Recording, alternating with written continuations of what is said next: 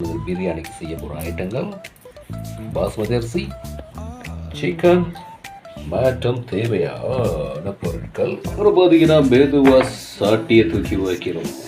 இந்த பிரியாணிக்கு நாங்கள் ஊற்றுறது சுத்தமான நல்லெண்ணெய்.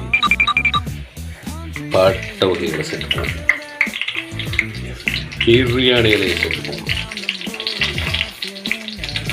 பிரியாணி இலை மற்றும் பட்டை வகைகள் சும்மா டாப்னு வெடிக்குது.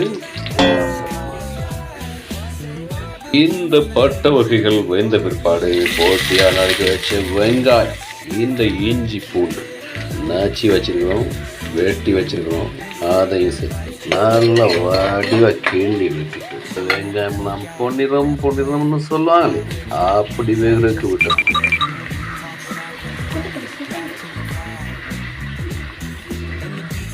இப்போ நம்ம என்ன செய்யணும்னு கேட்டால், நாங்கள் வெட்டி வச்சிருக்கிற மிக முக்கியமான ஒரு ஐட்டம் மூட்டை கொச்சிக்காய் சேர்த்துக்கணும். தக்காளி அதை அப்படியே சேர்த்துக்கணும்.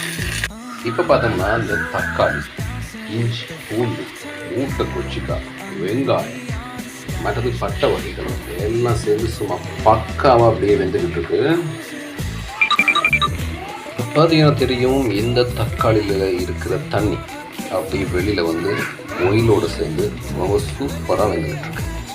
இந்த நேரத்தில் நம்ம என்ன செய்யணும் கேட்டால், எங்களோட பிரியாணி மசாலாவை சேர்க்குறோம். பிரியாணி மசாலாவை சேர்த்துட்டு திரும்ப நாள் கிளம்பி என்ன செய்கிறோம், இது நல்லா வெந்துக்கிட்டு இருக்கிற இடத்துல மிக முக்கியமான ஐட்டம் சிக்கன் சேர்க்கணும். பார்த்தீங்கன்னா நம்ம சேர்த்த சிக்கன் சட்டில் அப்படி இருக்குது. சிக்கனை இப்போ நம்ம நல்லா கிளறணும். இப்போ பார்த்தோம்னா சட்டியில் இருக்கிற நேரமே இந்த ஃப்ளேவர் எப்படி இருக்குது அப்படிங்கிறது நமக்கு சும்மா சூப்பராக தெரியுது. ஸோ கறி வேறு லெவலில் வரும். பிரியாணி சட்டப்படி இருக்கணும். நம்புவோம். சிக்கன் வேகிறதுக்கு தண்ணி ஊற்றப்போம், உப்பு. இப்போ பார்த்தோம்னா உப்பெல்லாம் போட்டு சிக்கன் வேகிறதுக்கான தண்ணியெல்லாம் சேர்த்து மசாலா எல்லாம் பண்ணி நல்லா கிண்டி விட்டுக்கிறோம்.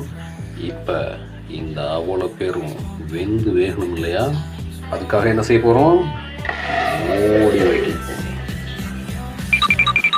கொஞ்சம் நேரத்துக்கு பிறகு நம்மளோட பிரியாணி ஃபுல்லாகவே ரெடி ஆயிடுச்சு அப்படின்னு சொல்லலாம்.